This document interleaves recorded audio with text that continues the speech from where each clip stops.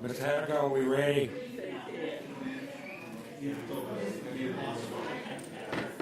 Are we ready?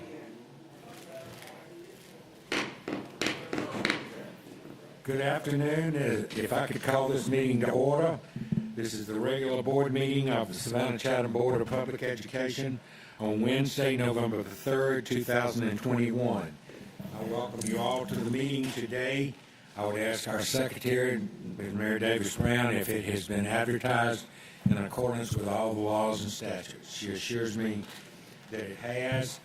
Some of you may be joining us through the streaming or on your computers in other ways, and we welcome you all to our meeting today. If you would stand as you're able, and we will say the Pledge of Allegiance. Pledge allegiance to the flag of the United States of America and to the republic for which it stands, one nation, under God, indivisible, with liberty and justice for all.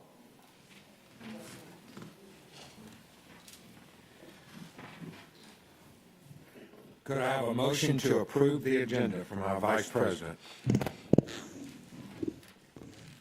Dr. Buck, I move that the agenda be approved with revisions to item 4.01, announcements, item 6.01, appearances, item 8.21, RFQ C21, and that item 8.14 be pulled. You've heard the recommendation. The motion. Is there a second? Second by Dr. Howard Hall. All in favor of accepting the agenda as amended, raise your hand, please. Motion passes. Are there any other agenda items that need to be made? Moving on, several announcements. We have an Academic Excellence Committee meeting on Tuesday, November 16th at 4 p.m. in this room. We have a fair dismissal hearing scheduled on Wednesday, November 17th at 9 a.m. here in this building. And we have an Accountability Committee and Equity Subcommittee meeting on Tuesday, November 30th at 3:30 p.m. in this building. Those are all of the announcements that I know about. Board members, are there any others that I've missed?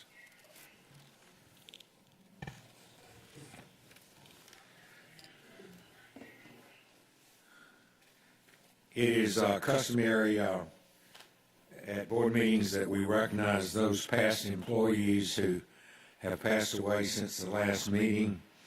Today I recognize Edward Tony Cope, who was the executive director and retired from Oakland Island Wildlife Center.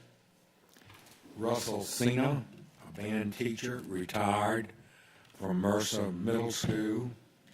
Marie Folker, special ed teacher, retired from Groves High School.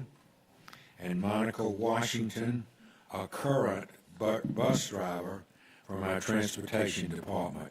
Would you stand with me as we honor these individuals?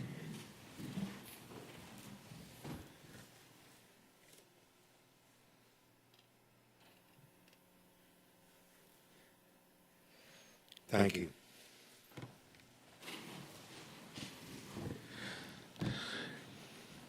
Always a pleasure to introduce our superintendent, Dr. Ann Levette.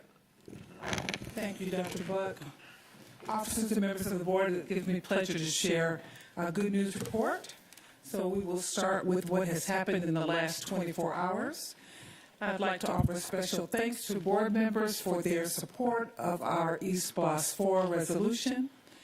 Thank you also for your continued efforts to educate the public about East Boss 4 by attending community meetings upon request, and also for attending school, PTA, and other meetings upon request. We'd like to offer a special thank you to our community team of community leaders and supporters who did an awesome job of getting the information out on East Boss 4, to our communications staff, to our capital projects team, to everyone who made a tremendous difference in getting the voters to come out and approve our East Plus 4 referendum by 74%.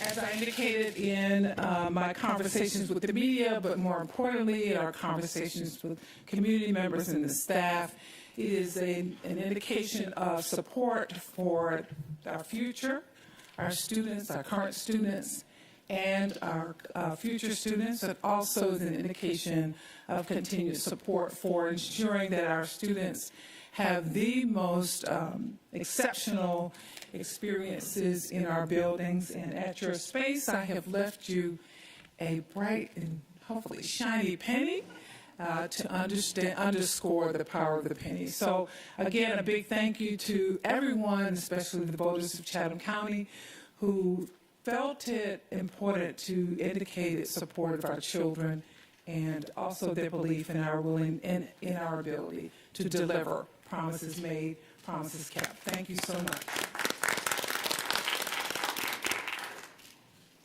In other good news, Arts Now has awarded a $2.78 million Assistance for Arts Education grant, which was, of course, sponsored by the U.S. Department of Education for its project STEM plus Art of Integrated Sailing, or SAIL. Garden City Elementary and Gadsden Elementary Schools will become a part of the program through the Savannah-Chatham County Public Schools partnership with the project. The focus of this project is to develop and test the use of arts integrated lessons that are aligned with the 3rd through 5th grade content standards. That's the Georgia content standards for math and science. The program does promote art education for students and teachers through activities such as professional learning, development, and dissemination of accessible instructional materials, and very, very strong and active arts-based programming. We are excited about this opportunity to support these additional schools. You might be aware that Arts Now has also partnered with 3 schools over the past 3 years, and so Garden City and Gadsden will be joining them in this effort. We're so excited. Again, you heard a lot about STEAM and STEM last month, so you are reminded of this effort as well. We're also excited to announce the receipt of a $500,000 grant from the U.S. Department of Defense Education Activity. SCC PSS students have connected to Fort Stewart Hunter Army Airfield, 165th Airlift Wing, and the Coast Guard Air Station. And those students are enrolled, of course, in our districts, Godley Station, K-8 School, Southwest Elementary, and Southwest Middle School, have all been involved, and this particular effort will support 351 military-connected students. The grant will facilitate STEM power hours and integrate technology into our math and science curriculum, where students will engage in hands-on learning activities in science, technology, engineering, art, math, and health. Savannah-Chatham County Public Schools has also launched a new app that will allow families to monitor daily school bus information, including where a school bus is on a specific route. The Here Comes the Bus app, which is proudly displayed on our website, is available for any family who utilizes district transportation. Parents can quickly see where their child's school bus is on its daily route. The app will deliver real-time tracking, data, and notifications. Our annual Ready to Work job fair was held at Savannah Mall on October 7th. High school juniors and seniors met with over 30 local representatives for information about career paths and career readiness. Our CTAE team and our friends at Savannah Mall, as well as our employers, provided a fun and hopefully profitable event for our students. On October 6th, the Anti-Defamation League kicked off the No Place for Hate Back to School initiative with Amanda Gorman, an American writer, poet, activist, and National Youth Poet Laureate, who delivered her poem, The Hill We Climb, at the inauguration of U.S. President Joe Biden. Hubert Middle School's 8th grader, Jakaya Bush, was selected to participate in the interview portion with Ms. Gorman via a Zoom interview. Jakaya was among thousands to present a question to Ms. Gorman and was the only student from Savannah-Chatham County Public Schools to participate. Jakaya is feeling very, very special at this time. We are so excited. But that's not all. Megan Pegelbeck, an art teacher at Oglethorpe Charter School, recently completed an amazing journey. Last year, she applied to be a docent for the Christo installation in Paris. Megan was accepted among the applicants from around the world and spent several weeks in Paris to be a part of art history. Congratulations to her.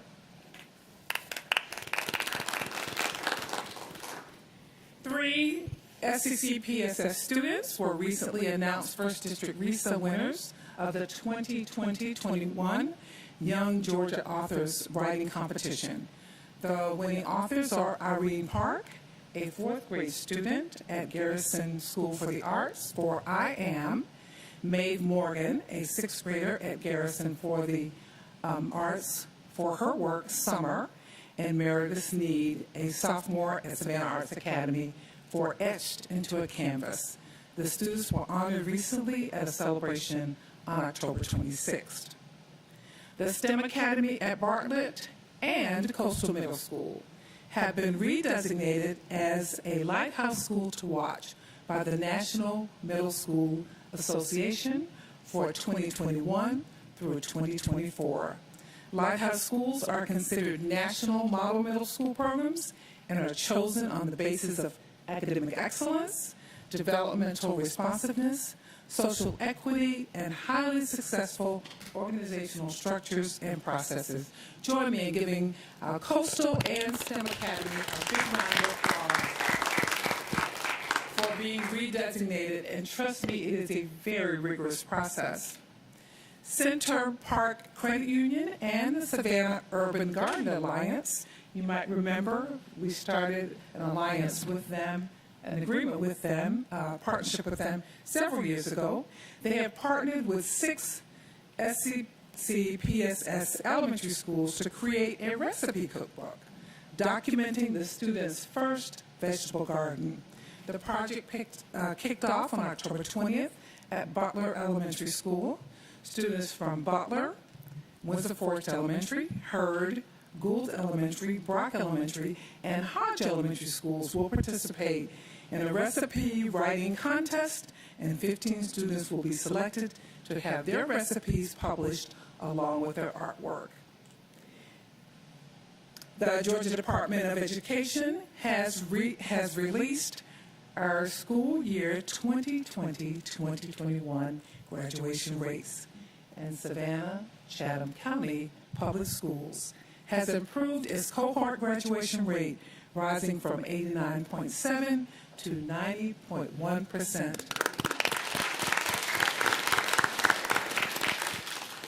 This marks the 7th year in a row that our district has both graduated a higher percentage of students than the year before and surpassed the graduation rate for the state of Georgia. I could not be prouder of our students and staff who work hard every day in pursuit of this significant indicator of success. This was very difficult last year when it was hard to keep us all on track, but they maintained and they persisted. 8 of our 11 high schools in the district either improved their cohort graduation rate over the previous year or stayed the same. Of those who increased their rate, the largest increase was seen at the School of Liberal Studies at Savannah High School, with a 7-point increase over the 2020 rate. We can also boast yet again that 2 of our high schools in the district maintained a 100% graduation rate. It is the 6th year in a row that Savannah Early College High School has met that goal, and the 5th year in a row that Woodville Tompkins Technical and Career High School has done the same. Congratulations to all of our high schools, recognizing very clearly that graduation is a preschool process. I want to offer a special thank you now to St. Joseph's Candler, who has worked with us, offering the vaccine specifically for students with parent permission, but also for staff who might have wanted to take advantage of that opportunity.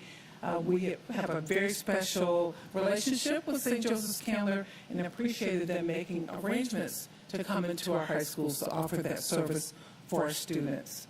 I also want to take a few moments and thank our student senates for meeting with me last week. I had the pleasure of meeting with 8th grade students from each of our 6th through 8 schools and also with our K-8 schools. They were a little shy this week, but they have some homework, and I suspect that they will bring lots of information for our next meeting. What was a little scary was that I can remember some of them from early elementary. That was a little scary. Right, Ms. Cashmore? And then I had the opportunity last Friday to start with our high schoolers, and we started with the high school senate in our meeting at Herschel V. Jenkins High School, where they certainly had lots of information to share. And I've gone from those senate meetings and talked to various staff about things that the students would like to see, particularly for the middle school. They would like to have more opportunities to be engaged in the choral activities. They were very clear on that. And they're also outlining some ways that they think that we can make this a banner year for them. So we are certainly listening to our students. And it is my pleasure to introduce you to our Student of the Month. Our featured Student of the Month for the month of October is a 7th grader at Myers Middle School. He is described as having a friendly disposition and a talent for bringing the best out in people, especially his classmates. He demonstrates leadership consistently and shows patience and compassion in his school building. His nominator said he exhibits strong academic performance in all the subject areas. Last year, he began with mostly B and C averages, and then as the year progressed, he improved his quarterly grades to all A's by the 4th quarter. His commitment to schoolwork is commendable and inspiring. He is the type of student that comes into the middle of a project or assignment and is ready to assume a leadership role by assessing where the group is, brainstorming an action plan, and ensuring its execution according to his nominator. So he would fit in right well with us. He demonstrates leadership within the school. He builds respectful relationships with students and adults and displays adaptability and initiative in the classroom. He has participated in the Jazz Band Academy last year. He also shows responsibility for taking care of his younger extended family members. When we ask him what motivates him to strive for academic success, he simply states, "My family." We are proud to introduce to you the Superintendent Student of the Month for October 2021, Mr. Makai White.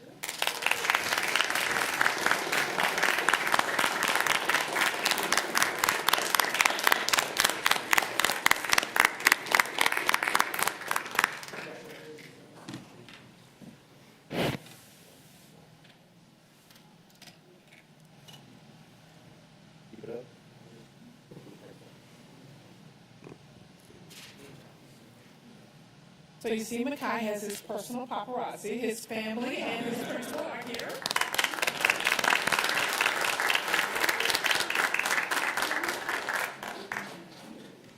Again, Makai is a very special star student. We are so proud of him. Thank you for making sure that he was here to be recognized today. We believe that this is one of the many times that he will be recognized, and we know that it is because of your support that he has succeeded. He is taking home today several gifts, and he has a few more coming. Altogether, he will receive multiple gifts from our community partners, including a $50 gift card from the Savannah Schools Federal Credit Union and Members First Federal Credit Union. Makai and his class will receive printed copies of his favorite book that's sponsored by our supporter, East Shaver Booksellers. Lastly, Makai will have a personal portrait done by Upscale Photography that is provided by Savannah Chatham County Public Schools. Again, congratulations to Makai, his family. Thank you for being here today. We appreciate it and look forward to hearing great things about Makai.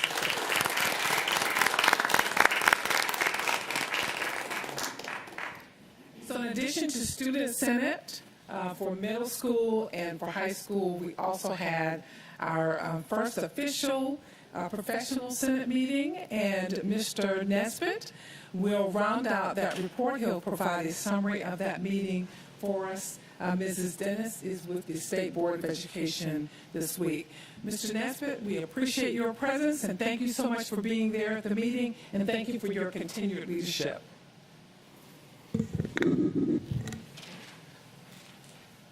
Good evening, good evening, good evening. Good evening, officers and members of the board and superintendent, Dr. LeVay, the superintendent's cabinet. It is my pleasure to report on the first monthly superintendent's professional senate meeting of the year. I'm particularly excited to report that the meeting was held at Hess K-8 school. It was called to order by our superintendent, Dr. LeVay, who welcomed everyone to our first in-person meeting since the beginning of this pandemic. I'd like to thank School Board President Dr. Buck and several of the superintendent's cabinet for joining us that day. I'd like to particularly thank the principal, I think Ms. Newman, and the staff at Hess for even hosting us. We really had a good time. The meeting began with a presentation from Mr. Jackson, who briefly explained, very detailed, about the American Recovery Plan funds. He explained to us, how these funds are received, what we use them for, how we use them, how they are distributed, how much is allocated. He briefly and in detail explained to us exactly how they were used and how they are used. We again had another presentation by Miss Miller-Kegler, who provided us with another presentation regarding East Bluffs. She again went into detail of explaining us the power of the penny. She's excited. We're all excited about the power of the penny. So she went over that as well. Mr. Hediger came up after that and gave us a draft, presented us with a draft of the 22-23 calendar, school calendar, and just wanted a few suggestions on what we thought of the calendar. For the most part, the Senate members were very supportive of the building of the calendar on the current framework with no major changes, and felt that consistency was very important as the ups and downs of the pandemic has created a lot of much of the disruption. There were a few suggestions which you have and you can read. All right. There were also 2 questions that were presented to the Senate. Some share-out questions that we got a lot of feedback on. One of the questions was, we were asked, what have we learned and accomplished operating under the pandemic? And I just want a few points that I want to particularly emphasize. One of them was that staff learned how to connect with families in a lot of other ways that we didn't imagine. Zoom and everything else and all this stuff, although we have some technical difficulties, they all work. They all work, and we learned those kind of things. Staff learned how to truly adapt, and they are better position to make adjustments to circumstances. One particular thing that stood out to me in this meeting, and I think we all know, teachers and staff are more flexible and more dedicated than most people realize. They're very much more dedicated and more flexible. Another question that was presented, what is the state of learning right now? One of the questions that stood out to me was there must be more focus on mental health of both students and teachers. This pandemic has been challenging to all of us, and we all have endured a lot, but we are all still in the fight, and we're in the fight together. Another thing that particularly stood out to me was said foundational phonics instructions and awareness have suffered due to reliance on technology. That's one thing we particularly need to pay attention to. SEL, we need to pay attention to those things. Those things are really needed. SEL, social emotional learning. Mr. Hager responded to a few questions. One particular question from one of the members about holding in-person parent-teacher meetings. And Mr. Hager politely referred to us, or referred to the official district guidance, referring to the visitors on campus, how we can make appointments, and how the visitation needs to be small. We're still doing temperatures and still wearing masks, so that was something that was brought up as well. Mr. Ray, as well, was asked a question. The question was regarding when masks will no longer be required. I believe he eloquently answered the question. We kind of still don't know. We're still looking at numbers. He said a little more than that. It's in your report, but I believe he answered the question, and he answered it correctly. But the meeting was closed, as we always do. Ms. Dennis and I made sure we told the members that they are the voice for their site-based schools. Remember to, if anyone had any questions, if anyone had any concerns, to forward them to us, and we would forward them to the particular people who are in charge. We really appreciate all your support from the board. We really appreciate Dr. Levesque and everyone here. Thanks. Thank you very much, sir. Thank you, Mr. Nesbitt. He and Mrs. Dennis represent us and our staff very well. Want to take just a moment to not only thank him for his service, but also thank all of our teachers and staff and principals, everyone from the crossing guard, who we'll recognize next week, but all of our employees have done an exceptional job, and we just want to remind you of how important they are to us and our children. We're all enjoying in-person instruction. We are moving along well and just appreciate the opportunity to serve our children. So thank you for your dedication. Thank you to you for your continued support. That is my report, sir. Next on our agenda is we have several members of the public who will speak to us today. I would let the board know that the list that you have in your book is not the order in which I will be moving, because as people have come in, we've signed them up at that time. So just know that this order is not the correct one. But the first person I'd call on for 5 minutes is Dr. Barry Krakow.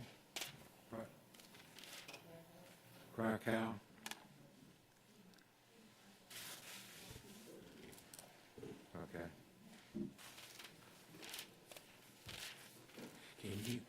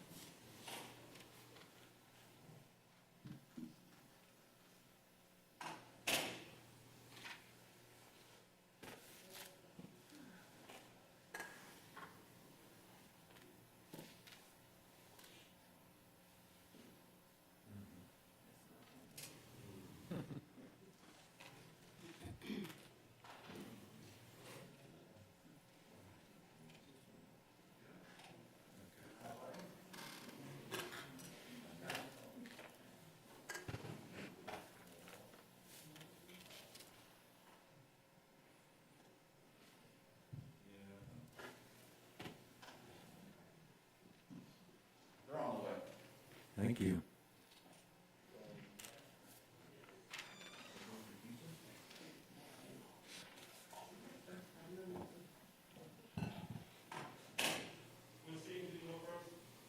Dr. Krakow,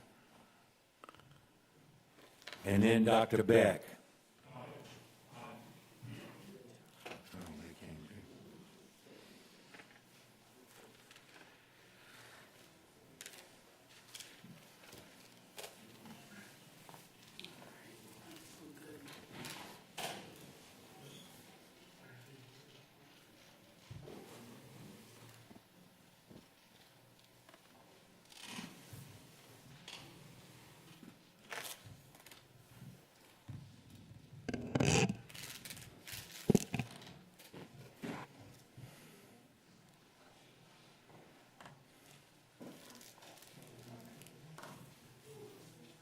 Good afternoon, Doctor.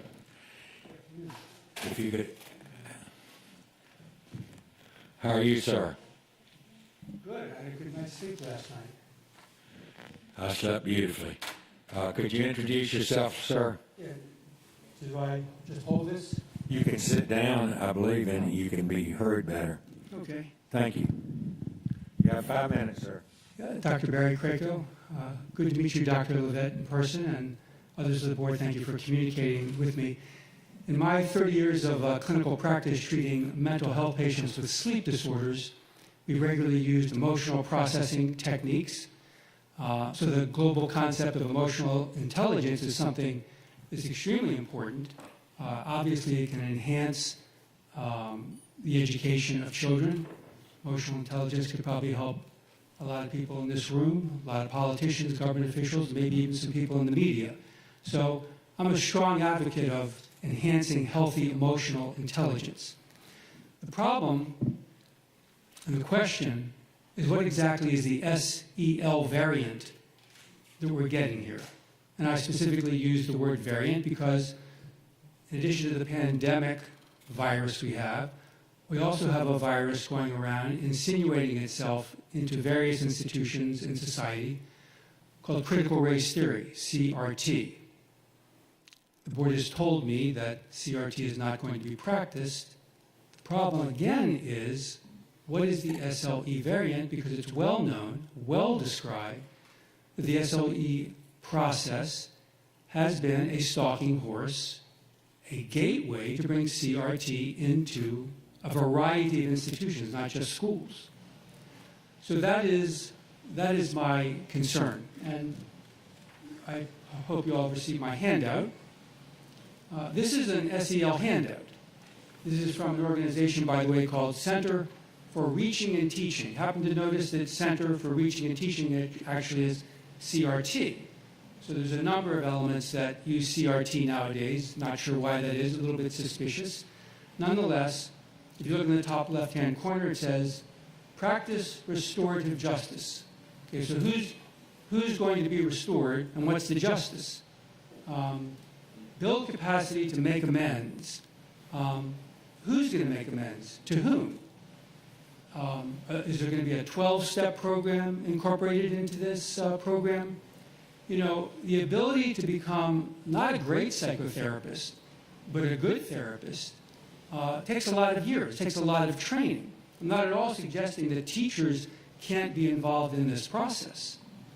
I'm talking about what exactly, I can't read what the sign says that somebody's, thank you.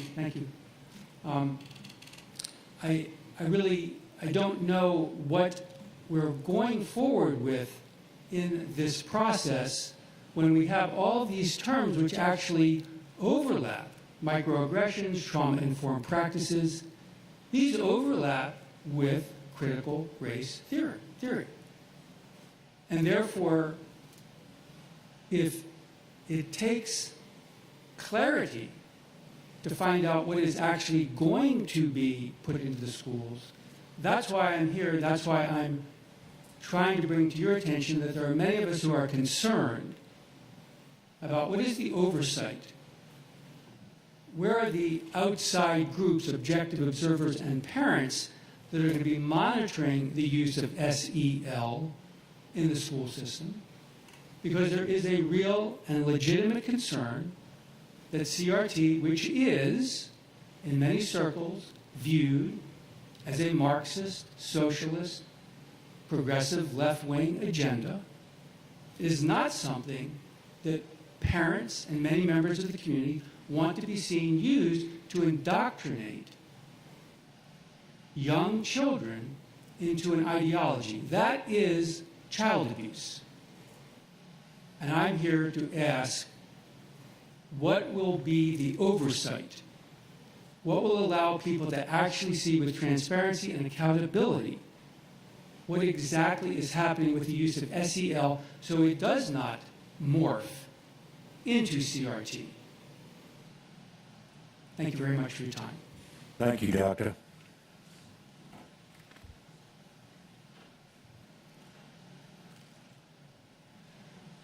Next is Dr. Angela Beck.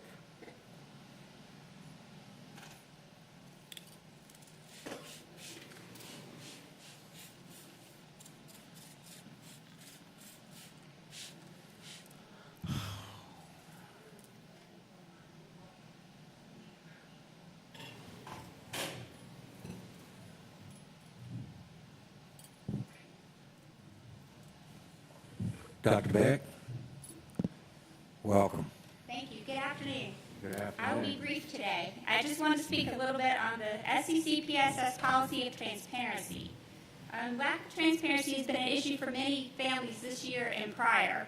It's my understanding, based on words straight off the district's website, that the district's goal is to, quote, enhance and target communication to engage and connect families and stakeholders in partnership, and, quote, to provide timely and concise information. Transparency has been missing in the selection and implementation of the Panorama Social Emotional Learning Survey and platform. On that note, there are a few questions that need answers. Parents have asked some of these questions in emails but have not received responses. I know that this meeting we are unable to discuss any of my public comments. However, I'm asking to have the answers to the following questions emailed to me within 3 business days. I wish to bring this here as a matter of public record. Did district officials feel that there would be a controversy with the Panorama survey, and is that why there is an opt-out form? Why weren't parents blasted with notifications about the opt-out forms like we were about everything else? Some information was posted on the district's webpage, but only after the survey had been administered at some schools, and some parents still have yet to receive any information. Why were parents not notified that the opt-out deadline was extended to October 25th? Why were signed opt-out letters not honored for students at some schools, and children were told that the surveys were mandatory, going against parental decisions? Is the signed opt-out good for all future surveys and SEL lessons? Can families choose to opt out as the program goes along? With all the controversy surrounding Panorama, will the district stop using the survey and find a company that is less controversial? Would the district be willing to work with the Georgia DOE to find an appropriate survey to truly ensure the emotional well-being of all students? Lack of transparency breeds distrust. Look, we just want information. If there's nothing to hide, we expect you to be forthcoming. On a different note, in the interest of improving transparency, we request that you approve at least 2 board meetings to be held at 6 p.m. to allow for more of the public to attend. Over the past 2 years, there's been an increased amount of interest in school board politics. Next year is an election year where 5 seats on this board will be up on the ballot. There are working parents and taxpayers who voted you into these seats who would like to have an opportunity to speak to you directly and look you in the eye before they cast their next vote. Thank you for your time. I look forward to the answers to my questions. I will leave my email address with the kind officer back here who can give it to whoever the appropriate person is in the district who might have answers to provide. Thank you. Good day. Thank you, Dr. Beck.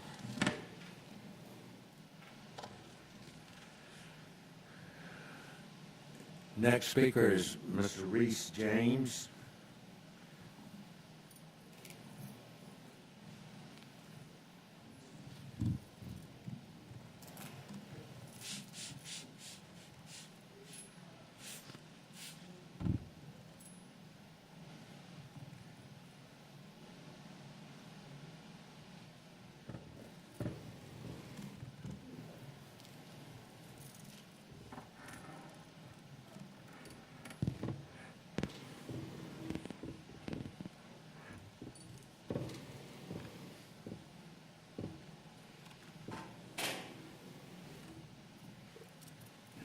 Mr. James?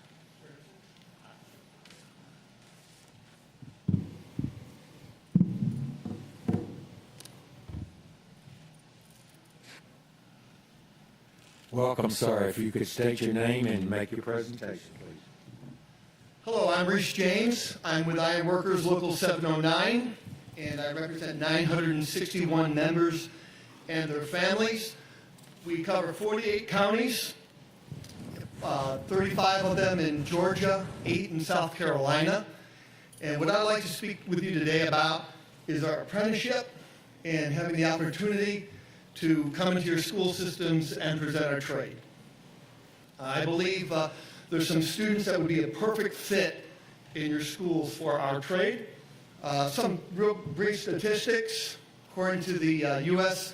Labor and the American Welding Society, the average age of a construction worker is 45 and a half years old.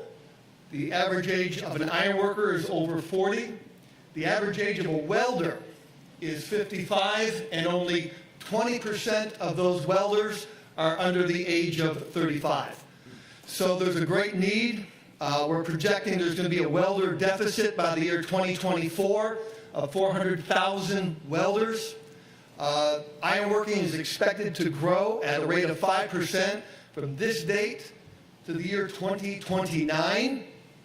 And ironworking is supposed to experience a 5% growth and a need of 10,600 approximately ironworkers every year over the next decade. So how do we prepare people for a career in the ironworking trade? We have a 4-year apprenticeship. We have a motto. It's called Earn While You Learn. There's no cost for the training. That's hands-on training. That's the textbooks. That's the classroom training. But there's also pay that they'll receive when they're getting the on-the-job training or the on-the-job learning. What they're going to make is every year that they successfully move through the program, their wages will go up. The wages for a first-year apprentice with their package is $21.73 to $24.56 an hour. That includes health care for them and their entire family. By the time they hit their 4th and final year, they'll be making anywhere between $39.10 and $43.58 an hour. When they graduate, they'll be making anywhere between $40.43 and $45.15 per hour. That includes a $13.80 an hour benefit package as health care, pension, and annuity. So here's our ask, that you would allow us to come into the school system and present our trade to your students and let them see the great opportunities that they have. Next, I'd like to quickly talk about our contractors. They have a proven history of quality work and impeccable safety ratings. Number one, they provide livable wages with benefits, safe working conditions. They financially support our training center, and they're utilize us, the local hiring of iron workers out of the Savannah area who are safe, skilled, productive, and highly trained. So I'd like to say that the request for the contractors is when anytime there's a taxpayer-funded project being built by the Savannah-Chatham County school system, that our local union would be notified so that we can then pass that information on to our contractors and then have the opportunity to bid on these projects. Another thing I'd like you to consider is language in the bid package that would require the contractors building the projects use apprentices that are being trained in a state-registered apprenticeship program. You're all about education. I believe the workers on your project should be being educated. I believe they should also include in that language the requirement for the workers to have industry-recognized safety certifications such as OSHA, AWS certifications for the welders, and I believe that this will be a benefit to the taxpayers and their families. It's going to reduce rework, project delays, potential litigation as a result of worker injury. Last of all, I'd like to invite every one of you. We've had a couple of you come to our training center, and we really appreciate that, but an invitation to all of you to our training center to see how we train apprentices and what's available to your students. I'll be sending out another email to you probably tomorrow, so be looking in your inbox for that invitation. Thank you. Thank you very much. So it makes certain that you leave your contact information with the officer, please. Yes, sir, I've done that. I'm sure we already have it, but just to make certain. We appreciate your interest, though. Thank you.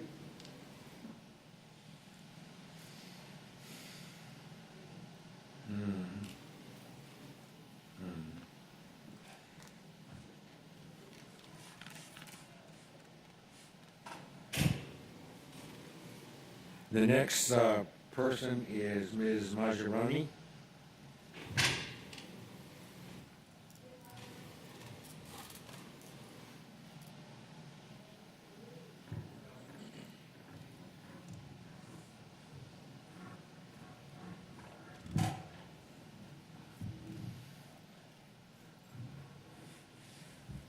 Good afternoon, Ms. Majoroni. Welcome.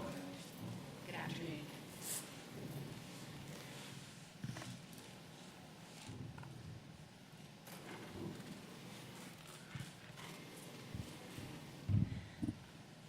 I'm Beth Majoroni, presenting for the fourth month in a row to discuss operational decisions unilaterally made by Superintendent Levette. School board input is precluded by their bylaws for decisions deemed operational. By qualifying the mask mandate, testing for extracurricular activities, and purchase of student emotional learning materials, also known as SEL, from Panorama Education Company as operational, board input is bypassed. School board bylaws need to be revised immediately to rein in Ann Levette's dictatorial power over our city and county students and teachers. We need a school board with power, not one that is impotent or is allowed to remain non-committal versus showing their hand through voting. As a result of my open records request left at my last visit, I have confirmed the following.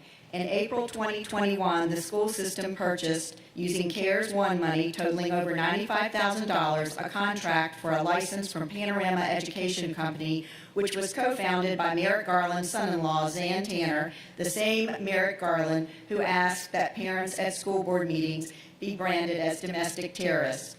I have received a copy of the Panorama contract and the check electronically signed just last Thursday, 10/28, by Superintendent Levette and the president of the school board, Dr. Buck. This contract includes a social and emotional learning platform license, project management support, and equally concerning professional development called the Foundations Program. By procurement policy, any purchase over $75,000 must go through the RFP process. My open records request has determined that this $95,000 purchase was made on a sole source basis without explanation of this deviance from policy. When questioned by parents and the board about this purchase, Superintendent Levette states the school system isn't teaching CRT, but instead social emotional learning, often referred to as SEL. However, if you take nothing else from this presentation, know that SEL is CRT in sheep's clothing. As proof, listen to a quote from CEO and co-founder of Panorama Education Company in an open letter entitled, "Our Stand Against Systemic Racism." Quote, "A reimagined education system is our anti-racist protest." Unquote. Panorama Company generates its curriculum materials in collaboration with the controversial Harvard Graduate School of Education-based project called Reimagining Integration, Diverse and Equitable Schools, known by the acronym RIDES, whose goal is to, quote, "ensure that all students understand the role that institutional racism and other forms of oppression play in our society," unquote. The RIDES book list 2021 includes White Fragility, White Rage, and How to Be an Anti-Racist. Further, one of the objectives of a Panorama professional development opportunity entitled SEL as Social Justice, Dismantling White Supremacy Within Systems and Self is, quote, "to explore actionable strategies for using SEL as a vehicle for social justice and advocacy in your community," unquote. Couple this with the recent job posting on the school system website for a social justice coordinator position at the Susie King Taylor Charter School, whose responsibility is for teaching students about the 6 tenets of social justice through the learningforjustice.org standards and writing. Finally, a family of a member of a fourth grader from a top elementary school in the city came to me alarmed at an event that recently happened in the student's classroom. Here the email, redacted with names and places, account of the student per the family member. Quote, "The class was separated into black and white students. The teacher had white and black dolls in the front of the room. The kids were asked to pick out which dolls represented bad, either a bad person or a bad thing. The kids picked the black dolls. I asked him if black kids also picked the black dolls, and he said yes. Then the teacher explained to them why they picked the black dolls. The teacher said they are taught this in every movie or show because the bad person is always black. Black represents bad," unquote. This focus on race left all of those 9 and 10-year-olds, white and black, ashamed and traumatized by the color of their skin. As Condoleezza Rice eloquently said recently, black kids need to feel completely empowered and to know that they are beautiful in their blackness. But in order to do that, I don't have to make white kids feel bad for being white. All parents and board members, please demand accountability from Ann Levette for attempting to sneak CRT into our school system. I leave you with one word: Virginia, where a peaceful, patriotic parent rebellion changed history. Thank you very much. Thank you, ma'am.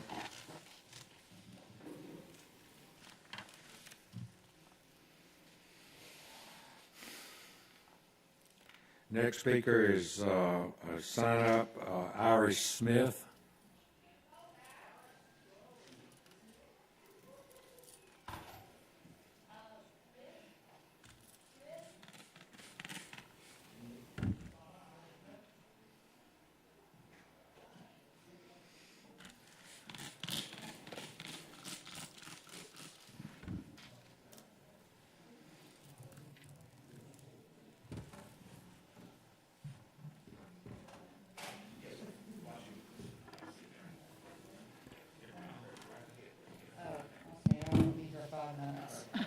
Ms. Smith, Yes.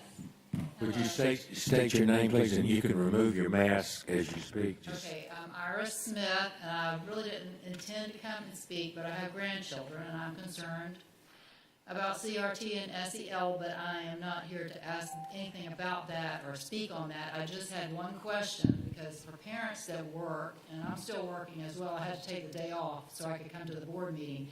My question is, why is it scheduled for 2 o'clock in the afternoon when most parents, the majority of parents are working, and it's hard for them to take vacation time? Some of them may not even have vacation time to take to attend a board meeting if they want to learn something or speak for their children or anything else. So that is why I am here, why I'm sitting here today, and thank you for your time. That was short, but I hope you take that into consideration.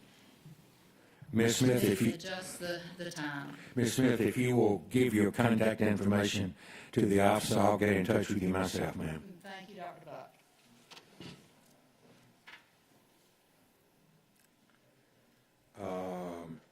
Next speaker is Christy Hamer. This is another walk-in.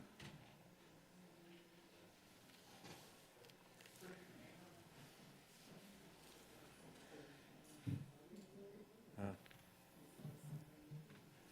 37.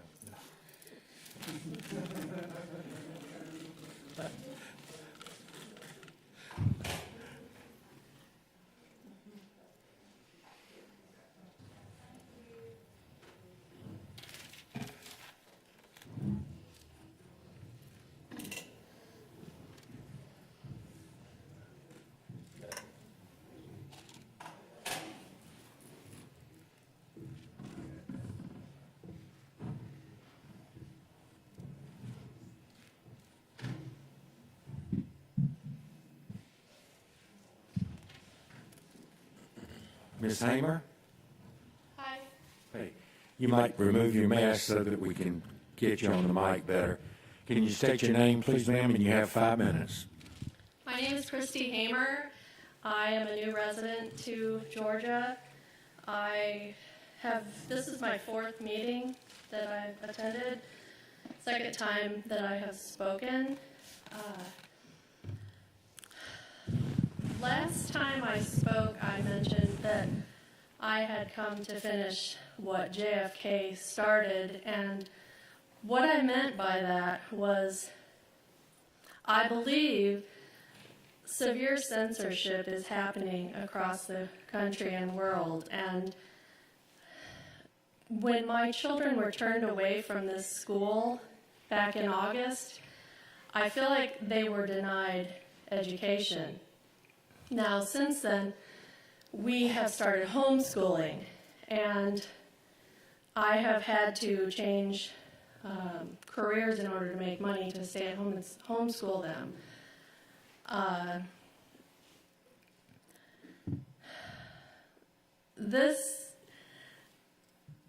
Basically what happened is I'm driving Uber and Lyft, and I'm picking up a lot of people across the country who fly into Savannah Airport to come here to get away and see Savannah. It's full of history, and it's beautiful. And what I'm learning from these people is that there's a red wave coming across the nation, and I don't know if a lot of you truly don't know this, or if you're just part of the problem, because demons and angels exist. They do. And we need to give this world back to God. And until that happens, there's going to be a decline in every single thing that happens around the world. So I don't know if you watched the news yesterday, but it's starting to happen. It's happened in Virginia, and it will happen in Georgia. So I think that you should probably find a church and a preacher and maybe repent for your actions, because God is watching, God is on the move, and I presented last month a website that you could watch. It's hard to get to these 2 o'clock meetings. It really is. And the first time I came here, President Buck said it really doesn't bother him if a handful of people come in here and complain about masks or vaccines or anything else, unless there's 22,000 parents that come here. You know, there was people calling the school board, there were people talking at the school board meetings about what was happening, and nothing's happening. We've had people come in here and talk about having this in a bigger facility. We've had people come in and talk about CRT and SEL, and people holding baby dolls in the classroom asking which one's bad. I mean, I don't know what your position is here on this board, but something has to be done. And if you can't do it, we will elect people who can come May. So please reconsider your positions and know that while there may only be a handful of people coming in here to speak every month, there are 22,000+ people. There are probably 100 million people on this wave, and they will come in here and they will speak eventually, and you better try to find a bigger place, because you're not going to have enough room here to hold them all. I know it's probably a really hard thing for you guys to be on this board. You probably hear a lot of negativity. Van Johnson told me one day when I first moved here that he didn't know anything about censorship. So there is censorship going on. There are doctors, there are lawyers, scientists, all kinds of people that come to rallies that I've been having the 4 months that I've been here. And if you want some more information about those rallies, you can come and you can listen. They're free, and they're right here in Savannah. You can find me at GaryChristyamer@gmail.com. Thank you. Thank you very much, ma'am. Oh, I have something for each of you, if that's okay. Thank you. Give it to the officer, and he'll get it to us up here, ma'am. Thank you. Thank you.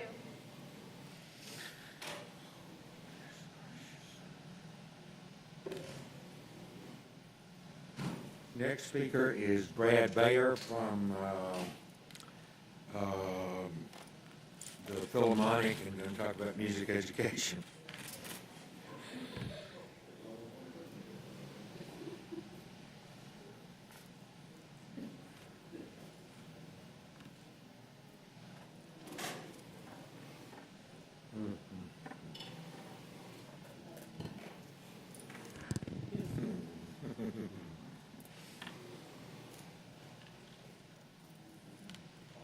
Mr. Bayer?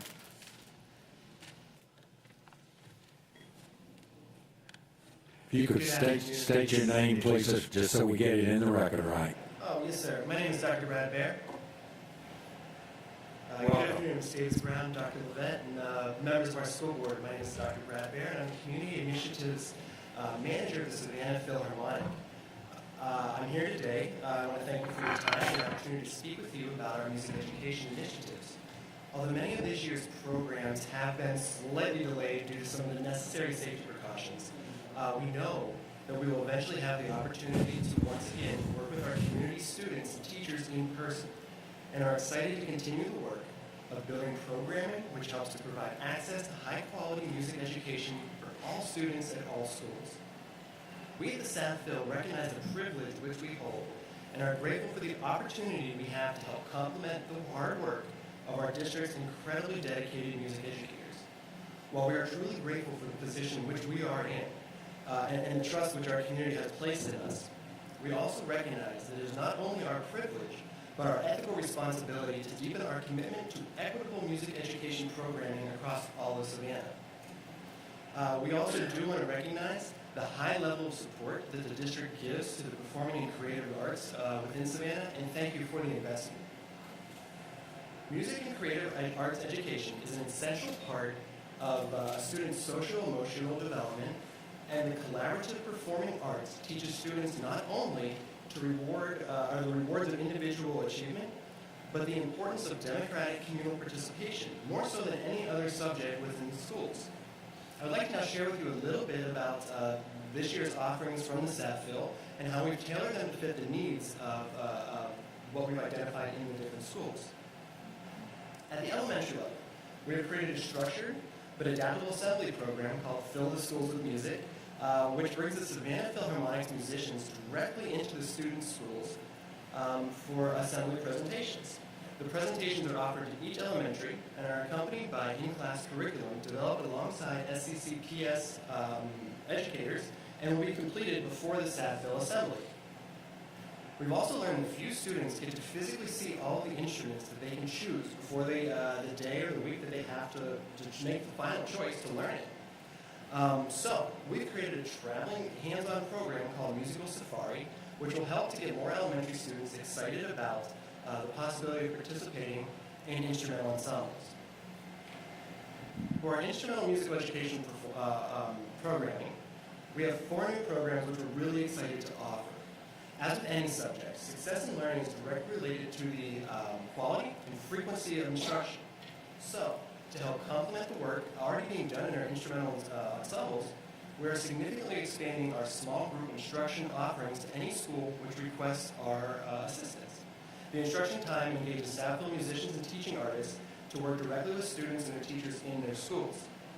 Additionally, access to quality instruments makes a significant impact upon the success or failure of any musician. This is especially true with beginners. If a student's family is unable to rent or to afford the rental or purchase price of an instrument, this often creates an insurmountable hurdle. Therefore, we're dedicated to working with different music teachers to ensure that all deserving students will have access to quality instruments through our brand new Ben Tucker Music Instrument Library.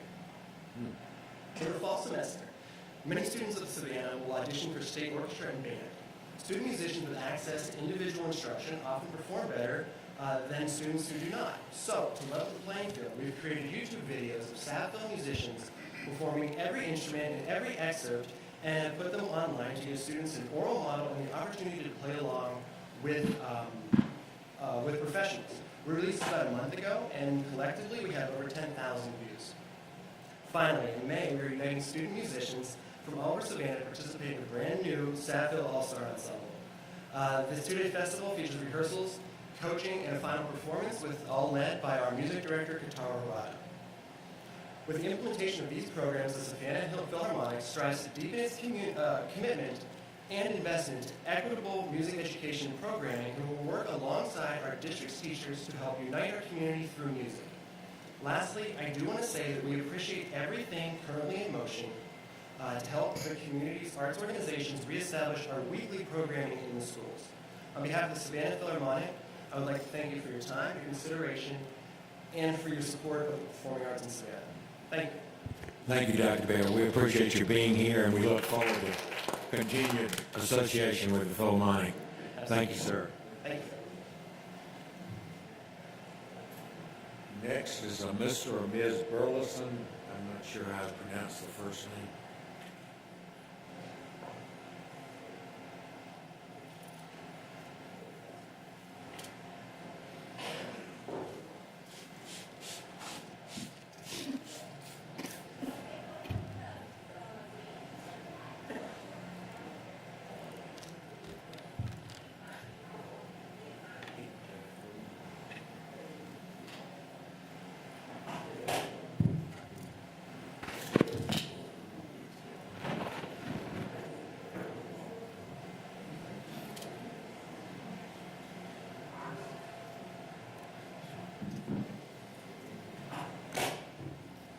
Ms. Burleson?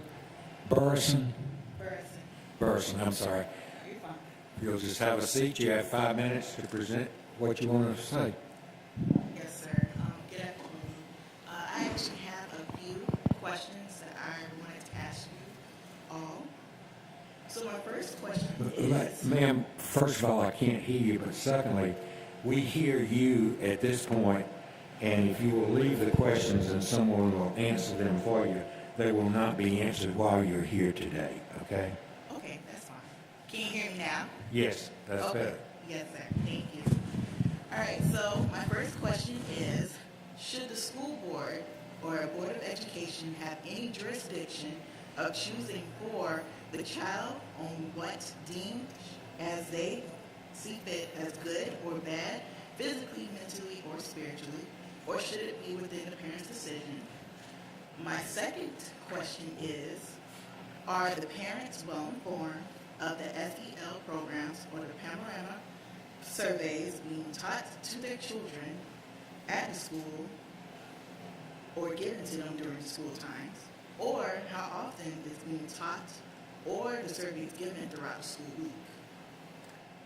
Does this program benefit the children's best interests or only certain people? How will this improve the children's basic skills that they need to navigate through everyday life?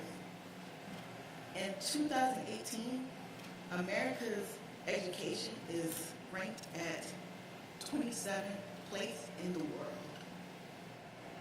And that is a significant decline ever since 1990, when we were in the 6th place in the world. Honestly, these babies need skills, they need trade. They do not necessarily need to be bombarded with a lot of this unnecessary propaganda. They also need some guidance. And I honestly think that right now, bombarding them with so much unnecessary programs is not best in their best interest. We have so many kids that are reading below grade level.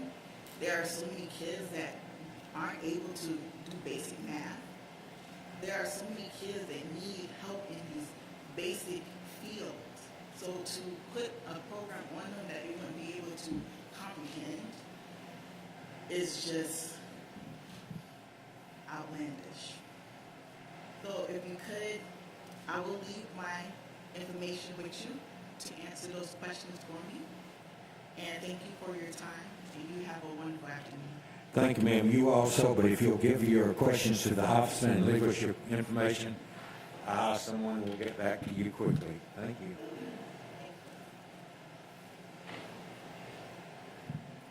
Next speaker is Eli Gabriel. I'm not sure how to say that. I'm sorry. Okay. And the last one is Mrs. Robine.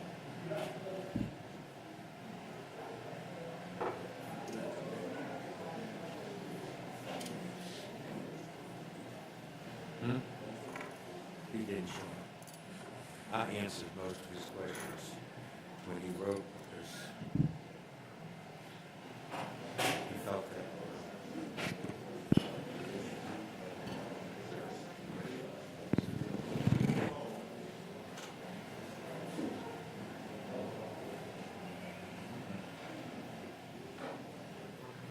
We'll get one.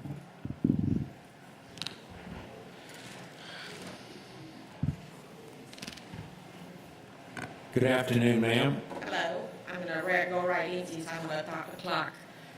As we are all aware, while 2020 was a huge disaster for our children's education, team sports remained open and active for all Chatham County students with no catastrophic statistics for the district. Sports and arts represented a huge mental and physical support for all our children throughout the pandemic.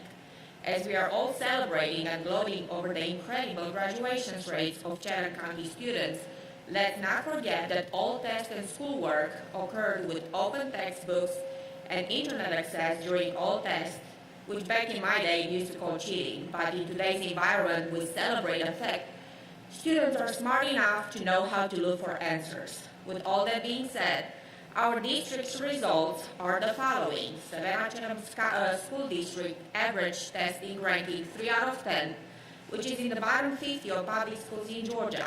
Average math proficiency is 31%, while reading is 31%. The top-ranked public school in Chatham County are Savannah Arts Academy and Jacob G. Smith Elementary School. Sports and art and extra activities have proven over the years to be a beneficial activity that has always been supported by both parents and schools. Teachers enjoy training students, building teamwork and healthy behaviors through team sports, arts, and clubs. It's a win-win situation for our students, parents, and schools. Kids get to do what they're passionate about. Schools get to use the private training families invest in their children for the benefit of branding and growing their sports and arts departments. As we are all concerned in the summer about the Delta variant, I was very pleased to see the weekly statistics from SEC-PSS tracking COVID cases in our school district. The following data was collected from your website, as I'm sure everyone is aware of. However, I will read it for the parents that you make it impossible to attend a monthly school board meeting by scheduling these school meetings during normal working hours from 8 to 5. We start on 8/6 with 230 positive students and 36 teacher students, 813, 341, and 38, 820, 416, and 73, 827, 453, and 80, 93, 345, and 69, 910, 230, and 37, 917, 150, and 25, 924, 105, and 21, 10-1, 76, 8, 10-7, 62, 10, 10-15, 48, 4, 10-22, 32, and 0, and 10-29, 24 students and 5 teachers. That represents 0.07% for the students and 0.09% for the teachers. 24 positive cases is an amazing statistic. That means 99.93% of our children are healthy in schools. Of course, as any parent, I agree, our children's physical and mental health, social interactions are primordial for our children. On 10/7/21, SEC-PSS partnered with a no-name LLC from a different state. Actually, it took me a little bit to find them in Florida, with no medical background, no medical experience or knowledge. COVID Testing Appointments LLC, newly founded company, in an effort to mitigate the transmission of COVID-19 for a specific group of students, sports and band, not clubs, not theater, mainly outdoor sports, no teachers involved in this, no one else. Even though the data clearly show a positive trend of less and less positive cases in the schools where kids sit for 6+ hours less than 6 feet apart, and to the best of my knowledge, not many schools do temperature checks daily upon arrival. I personally addressed concerns about the free part of these weekly tests for the families with private health insurance like ourselves. Free is not free for some of us. Excessive unnecessary tests fall under our insurance will result into higher premium. I just signed my new premium last night, and ours actually increased over $200 for next year. Services for students need to either be free for all without any insurance requirements or personal information, or parents need to be given the choice to either provide weekly testing for their children, home tests, or PCR tests from local providers that offer PCR tests without any insurance information needed. Also, as my children are both minors, I should be present anytime when somebody is conducting any testing on my children. This is what I do at CVS if I go. This is what I do at any medical appointment. Nobody can touch my children without me not being there. As testing occurred for a couple of weeks, data shows that cases continue to drop, and sports and bands do not represent a COVID surge in our district. We have never received any scientific research data at our school district to justify in any way this initiative. However, the financial benefits for the LLC that is conducting these tests, forced tests on our children, are making a quick and easy profit of our insurance companies and CARES Act, resulting in future financial burdens for many families. Ma'am, you need to finish up, please. Yes, thank you for interrupting me. Why are parents not allowed to test their kids anywhere else and forced to use this company? Whose decision was made and what medical experts were involved? Is it really for our children's safety or for money?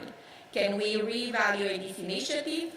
Involve families in decision-making that affect our children and our pockets. We are here and we are willing to listen as long as you're willing to be transparent and allow parents and taxpayers to voice their opinions. Right now you're not, and that makes parents not trust you or your decision-making. Just the fact I had to email my address to the board prior to this meeting is another way to showing parents you don't trust them. Thank you. Thank you. Thank you, ma'am. Our last speaker will not be coming in. He'll be standing in the wing back there. Mr. Rhodes, please. Test.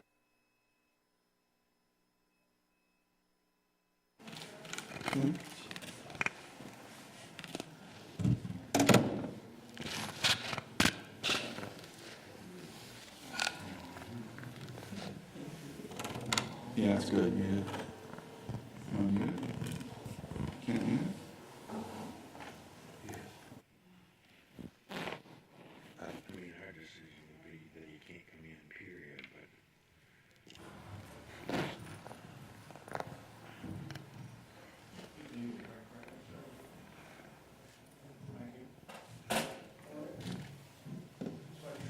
Hey, sir, thanks for being here. Thank you. Microphone. Oh, hold that. Hold that. Thank you. Speak. Officer. Cool, thank you. Ready to go in? What? You can speak from there. You sit under all the Hang on. welcome, Mr. Robine. Good afternoon, everyone. Why do I have to speak from the door? Because you didn't want to wear a mask, as I understand. Why are we being told to wear a mask? Because that's a requirement to enter this meeting. sir. Why is that a requirement? You either speak from there or you can leave, sir. Okay, I'm gonna start my meeting now, my 5 minutes. Starts now. You guys are a bunch of fascists. That's what you are. This mask lunacy. Do you remember when I spoke here a month ago? I brought you the paperwork. You remember that? Did anybody bother to read the paperwork? Over 100 pages. Did anybody bother to read it? I'll repeat from last month. It's been on the CDC website for over a year. Public information for over a year. You knuckleheads should know this. For over a year, the most conclusive studies ever done about the efficacy of wearing a mask from 1997 to 2020 by Dr. Levette, Thanks for sticking around. The $300,000 superintendent of schools just left. $300,000 that woman takes home. She should voluntarily reduce her salary to no more than twice the median income of Chatham County, which would be about $70,000. Nobody should be in this board should be making more than twice the average, the median salary of any person in this county. It's outrageous. $300,000 that woman makes of our tax dollars. Back to the mask. You guys look so funny. You look ridiculous. It's been on the CDC website for over a year. The most expansive studies ever done regarding the efficacy of wearing a face mask from 1997 to 2020. That information has been on the website, the CDC website, for over a year. And those studies conclude that wearing a face mask do nothing to stop a virus. I told you this last month and the month before. I brought you the paperwork last month, and here you are still wearing face masks. You look ridiculous. Dr. Buck, be a leader. Take off that stupid mask. It looks ridiculous. But we know what you're up to. You know what it is? You're prepping the scene.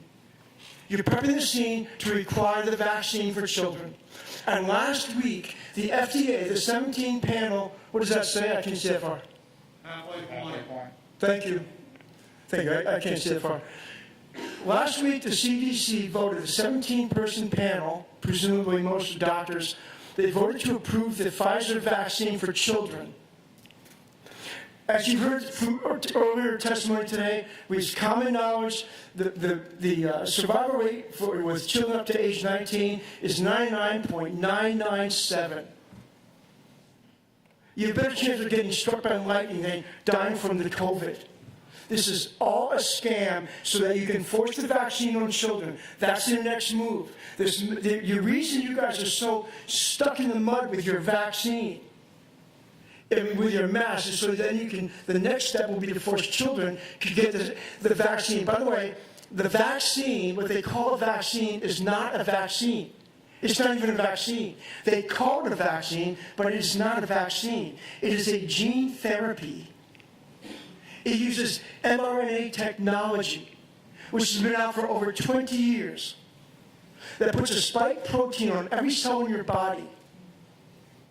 People are dying from this quote-unquote vaccine.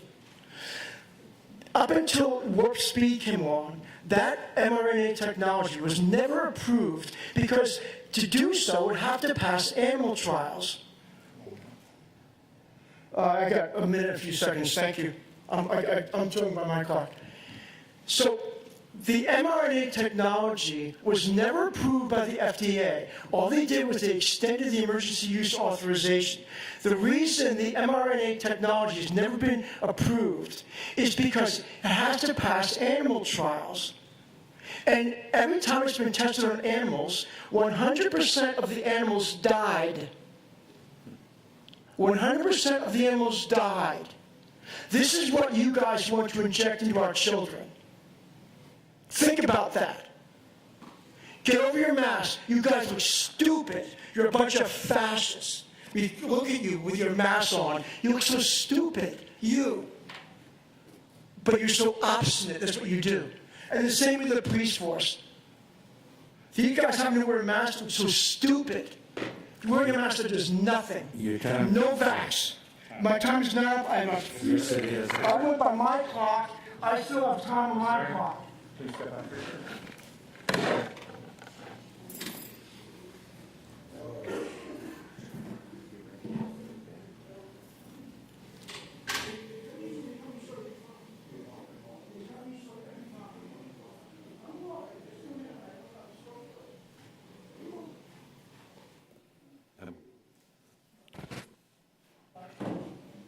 Help me start on my time. You just used it up.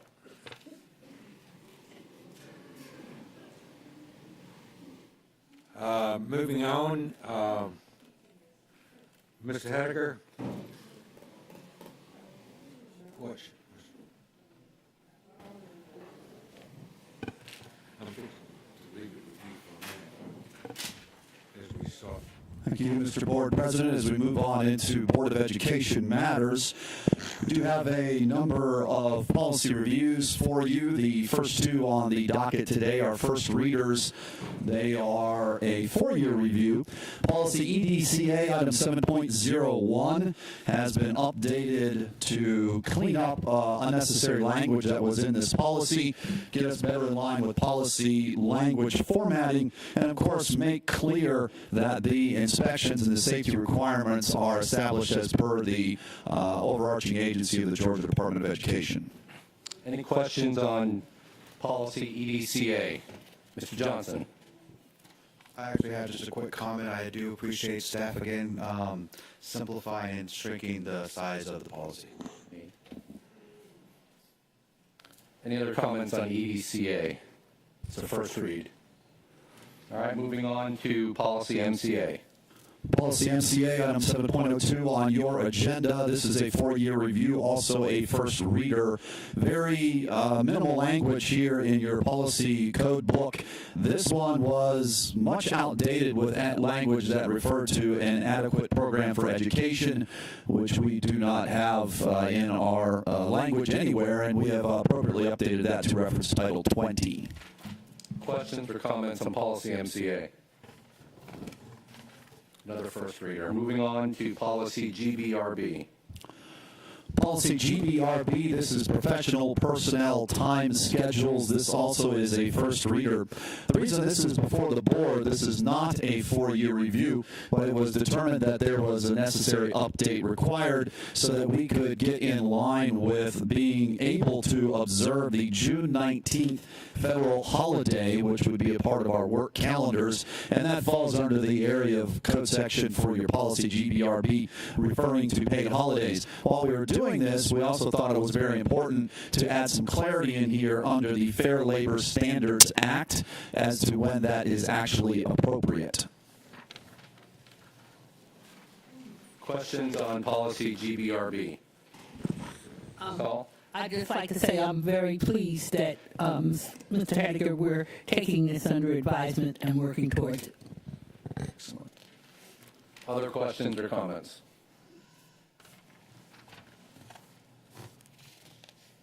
All right, moving on to item 7.04. Item 7.04, this is the working draft of the academic school year calendar for 22-23.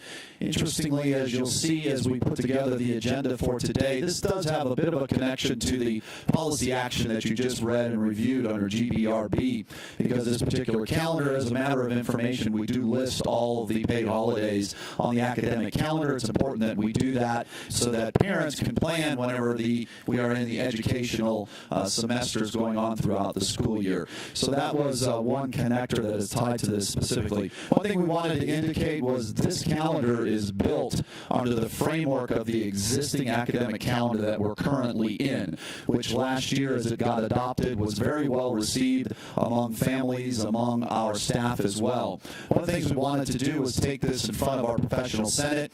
You heard the professional senate this morning or this afternoon from Mr. Nesbitt report that it was very much favorably reviewed and received as far as the framework generally goes. There were a few days that we were able to move around based on their feedback for natural breaks that occur, and specifically when you do a little break in the calendar that you tied as close to a Friday as you possibly can.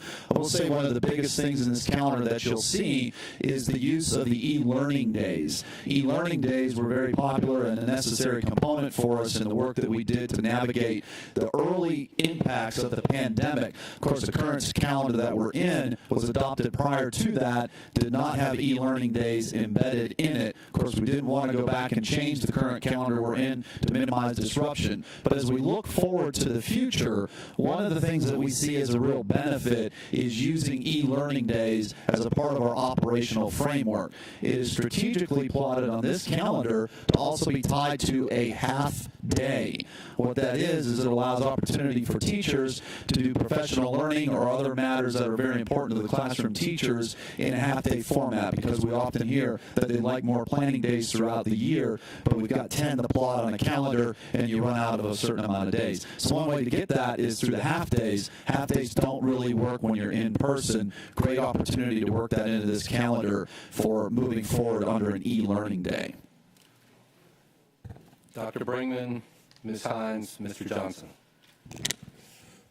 Thank you for the calendar. Love it. As I said the last time we talked about calendar, I would love to see this just copy and paste it to the next couple of years, and we could approve them in a batch so people know what's coming.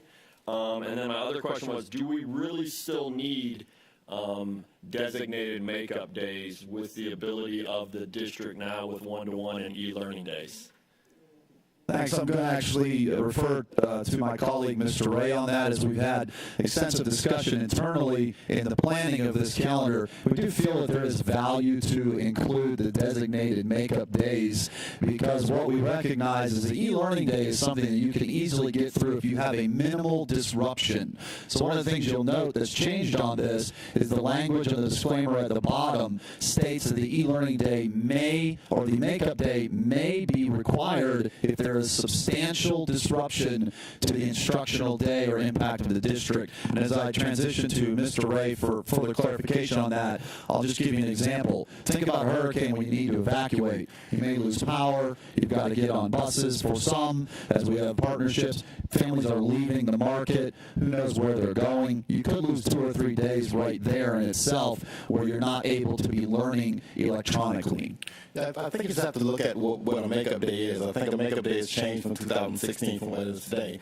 So we have e-learning opportunities that we'll be able to do today that we couldn't do, but there's still going to be hopefully we don't have, but you remember Hurricane Matthew. There's downtime, there's time when we don't have power, the city's out, everybody's trying to get back. That's what we're talking about where we might need a makeup day, but not what we would need, what we would think about with the winter, with the ice storm and with the tropical storm and things like that. So it's rethinking what a makeup day might be. That's what I think we have to look at. Not the way it was in 2016, but the way it is today.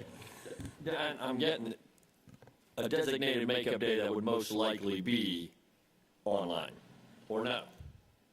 It would most likely be online, but it also depends on what type of situation we run into. If it's a Hurricane Matthew, we might be... We don't have power. We ain't using those makeup days for... Right, but if we had for example, the ice storm, we didn't lose power for the most part. We were able to be, we just couldn't go around, but we could have e-learning days. Tropical storms are the same thing. We have a tropical storm, we're down, and sometimes the sun's out.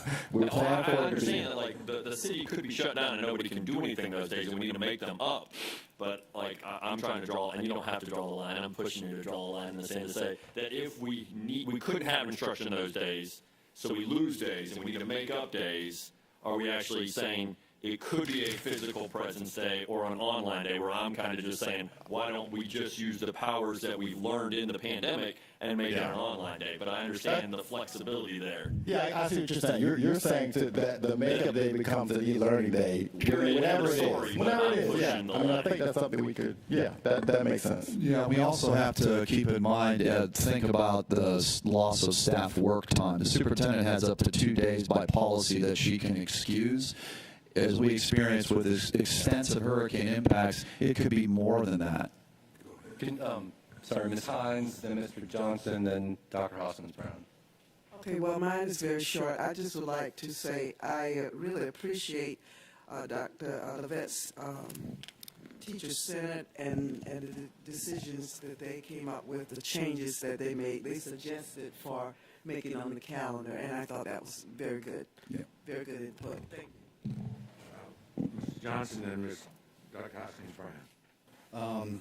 I appreciate all the work that's been put in here on the calendar. I do know that from past experience with the calendar committee how hard it is to juggle everything, and inevitably you're not going to make everybody happy. You're going to make basically everyone's going to have to compromise on something. My biggest question that I had that had already been answered was about the half day on the e-learning days. So I do appreciate staff for giving me the answers to that. and I'm a lot more understanding on that. So I just wanted to say I do appreciate all the hard work. I just want to make sure that the schools, especially those that don't use the e-learning platform, before we get into these e-learning days, to maybe have a refresher with the students and the teachers on how to use the platform. Thank you. Dr. Hoskins-Brown, Mr. Catchmore. Thank you. I just wanted to build upon what Dr. Brigham was talking about. It took the development of the comment for me to understand where you were going with it, and I think that I would like for the makeup days to be open, that they could be e-learning days, but we do have populations that are not served well by e-learning, and so I would like the superintendent to have the discretion to, across the district, maybe there are certain groups that would come back in person. Particularly, I'm thinking about those that receive special services in the schoolhouse that wouldn't get it that way. So I like the idea, I like the policy slant of trying to encourage and maximize the use of e-learning. I'd like for the district to have the flexibility to differentiate when that's the best approach. Mr. Catchmore? Yeah, I appreciate the thought behind adding e-learning days. I think it keeps everybody refreshed to the extent we actually have to go virtual for a while. It provides professional development day as well. The one thing I would say is this: it's also a significant child care issue, not only for parents, but for teachers as well, and especially teachers who are in school conducting the e-learning remotely. They have child care issues as well. So all I would ask is, if this is the ultimate calendar, there's plenty of notice given out before school starts and multiple times in August, and again, reminders in December and January about the days in February so people can plan. Other comments from anyone? Dr. Howard. As a former teacher, this calendar is just simply awesome. When I look at fall break, then you have full week Thanksgiving break and full 2-week winter break and so forth. I think we've come a long way with developing these calendars, so I commend the committees that have worked with the teachers, parents, students to actually establish this calendar. It's really a great calendar. Thank you, ma'am. Any other comments? Moving on. Oh, we have to vote on this? No. Oh. No, so that was a first reader, so we'll bring it back to the board for final adoption on the December board meeting. Item 7.05 is the naming of facility. This is a first reader talking about the Oatland Island Visitor Center.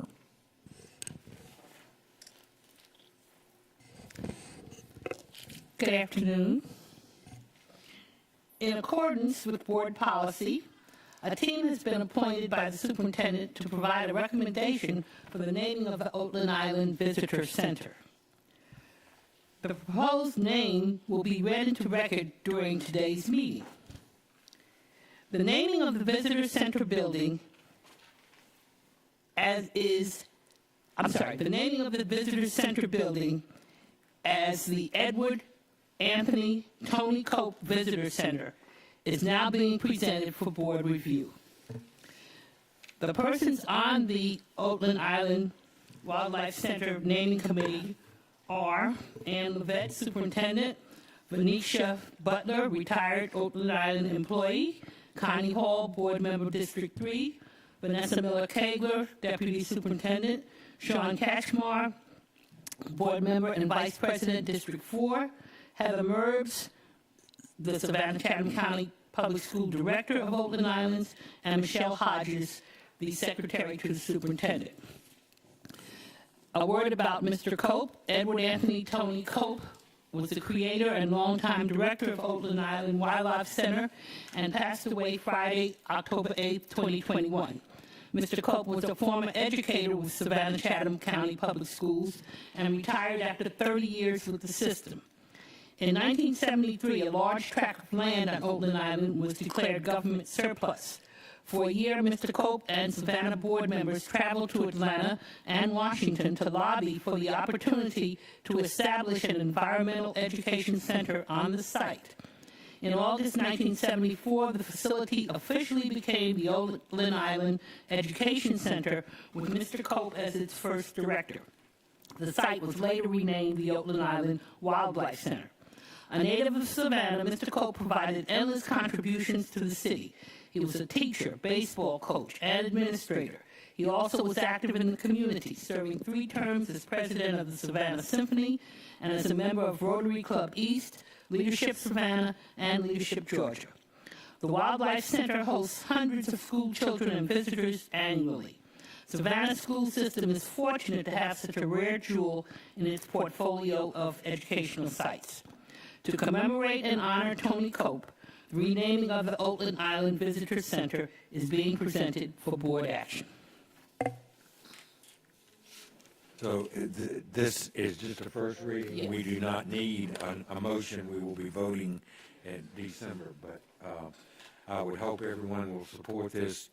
Tony happened to be in my Rotary Club, and we were in Leadership Savannah and Leadership Georgia and many other things together, so he was a wonderful guy. Many of you, I'm sure, already know that, but his wife passed away 2 weeks after he passed away.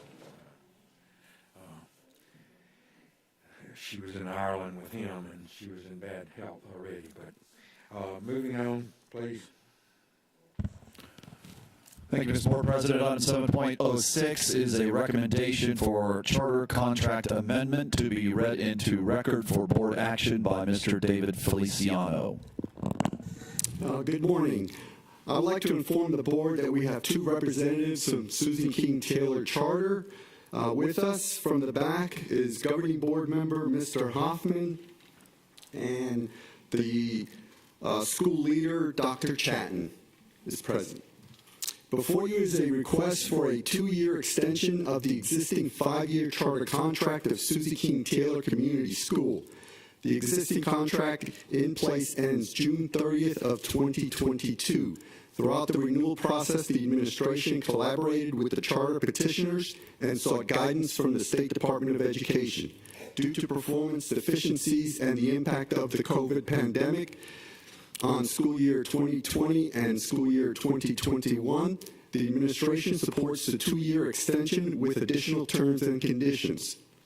This will provide the charter school with 3 consecutive years of school operations beginning with the current school year 2022. Thus be it resolved upon the recommendation of the superintendent that the board approve the amendment to the charter contract and extend the charter term for the Susie King Taylor Community School Charter School by 2 years to conclude on June 30th, 2024. You've heard the resolution. Is there a motion to that effect? Moved by Dr. Brinkman, second by Mr. Catchmore. Dr. Brinkman, anything? I would just like to thank your board and leadership for working with the district to come together on this contract. Mr. Catchmore, anything? I echo the comments. I'm glad we could get to a shared agreement and vision on this. I guess my question is, what role is the state's corrective action plan play in all of this? And they have to meet all the requirements of that plan as a condition of potential renewal after the 2 years. I mean, what's the state's specific role in all of this? So the state is also position is because of the loss of the 2 years, the prior 2 years because of the pandemic, there isn't sufficient data to make a decision on the outcome. So they're in support also to, for all designated schools in Georgia, they're just going to continue their designations and allow for additional years to see any performance changes. Okay, thank you. So that builds their database, is that correct? I mean, yes, sir. Okay. Ms. Johnson. I will approve this recommendation. I support it. I just want to let y'all know over there at Susie King Taylor, take the time, make the necessary improvements, and come back in a couple of years and show how well y'all doing. Any other comments from board members? Hearing none, all in favor of the motion, raise your hands, please. 1, 2, 3, 4, 5, 6, 7, 8, 9. Motion passes 9-0-0. Thank you, folks, for being with us. You've had a long afternoon, I'm sure. Is there anything you would like to say real quickly? You don't feel like you have to, but Sure, come up here, sir. First and foremost, thank you for the audience listening to us, considering what we presented and improving. Second, I would just like to address the community members of Savannah Chatham County community in general. I heard several comments from the audience. Some things mentioned Susie King Taylor. We have monthly meetings. Come. We welcome all public participation. It's on the calendar when we have meetings. We welcome and invite discussion. If you have comments, concerns, questions, bring it to us. We'll discuss it. We'll take it under consideration. If you don't, then maybe now, before you, who don't consider what we do there, is not the appropriate place to do it. Come talk to us. We'd be happy to talk to you. Thank you. Thank you, sir. We appreciate you.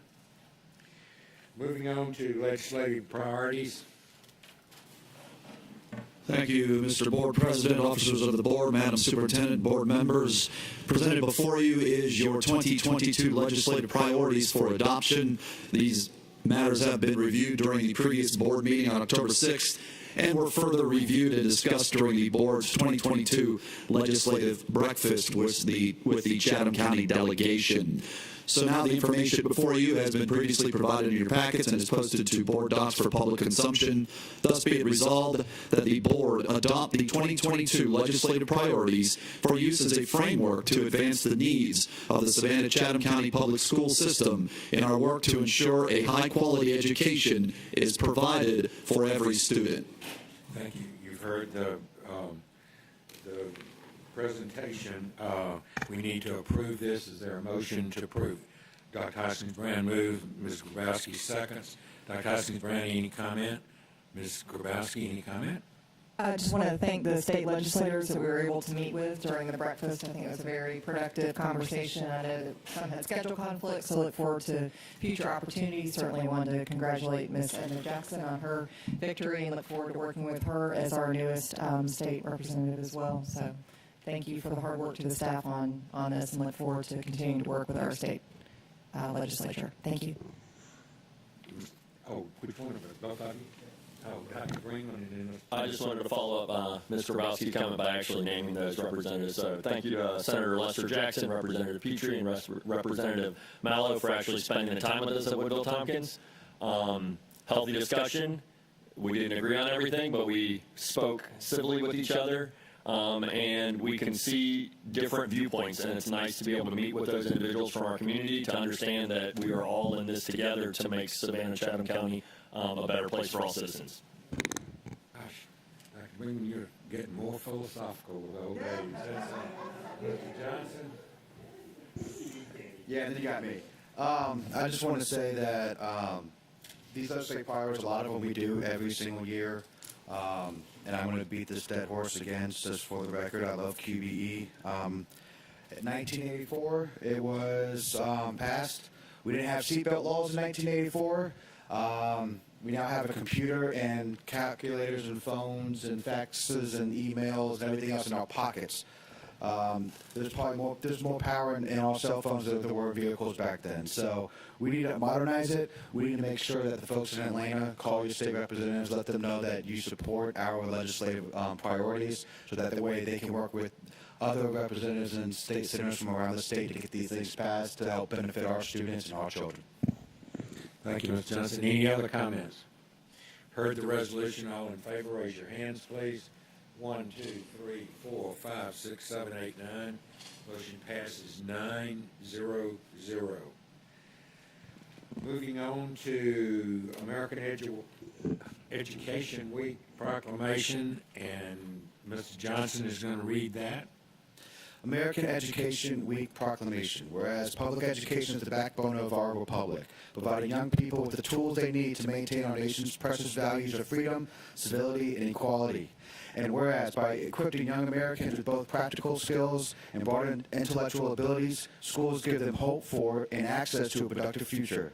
And whereas public education employees, be they educators, substitute educators, administration and staff, custodians, teachers, bus drivers, clerical workers, food service professionals, skilled trade workers, health and student service workers, security guards, technical employees, or librarians, work tirelessly to serve our children and communities with care and professionalism. And whereas public schools are the foundations of neighborhoods and communities, bringing together adults and children, educators and volunteers, business leaders and elected officials in a common purpose. Therefore be resolved that we, the Board of Public Education for the City of Savannah and the County of Chatham, do hereby proclaim November 15 through 19, 2021, as the 100th annual observance of the American Education Week. Proclaim this third day of November 2021. You've heard the resolution. That's a motion he made. I have a second, please. Second by Dr. Hoskins Brown. All in favor of the resolution, raise your hands, please. 1, 2, 3, 4, 5, 6, 7, 8, 9. Motion passes. I believe Ms. Beeson Lindsay is here to receive that proclamation for us. If you'd come up, please, ma'am.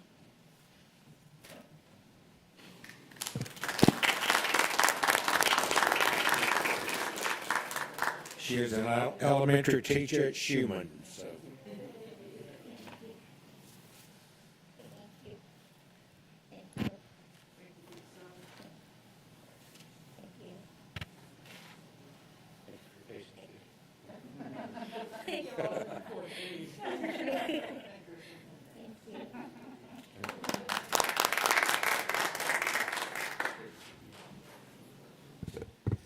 Next is the Retired Educators Day proclamation that will be read by Dr.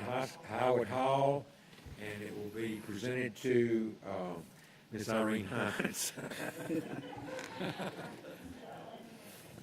Retired Educators Day in Georgia proclamation.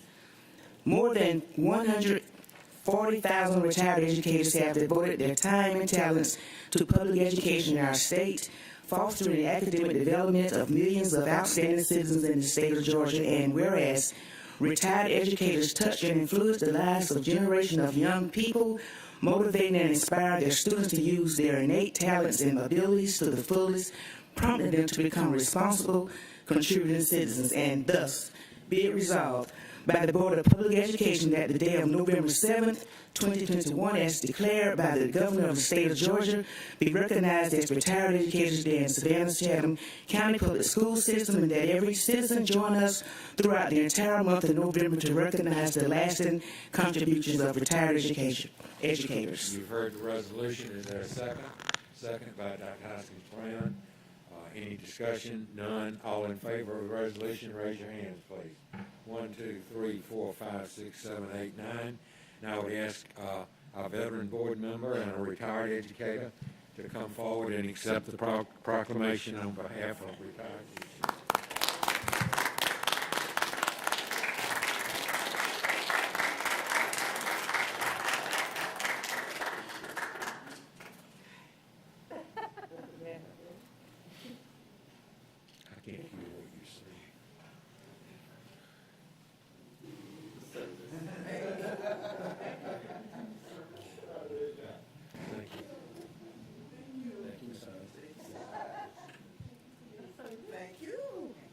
Thank you.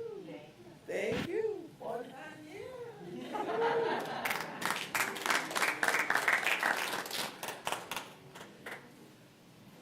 Report. Oh, was somebody here?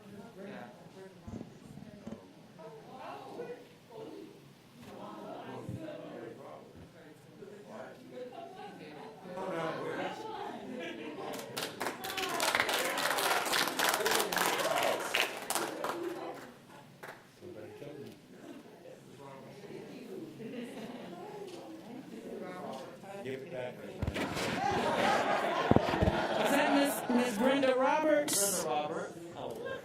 Author and retired educator. 37 years.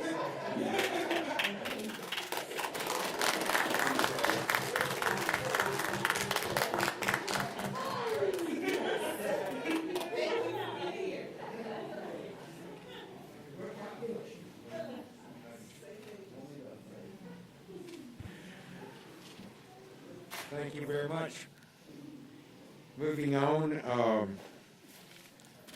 we need to approve the consent agenda. As I asked for a motion about the consent agenda, I would make note for the public that there are questions always asked about the consent agenda, and those are items that have been fully vetted by the superintendent's staff and by the board that are thought to be able to be voted on in sort of a lump group as opposed to individually, because discussion has already been held at various with questions asked. So that is why the consent agenda, which is, by the way, a recommended and approved means of National School Board and State School Board of doing business. Can I have a motion to approve the consent agenda?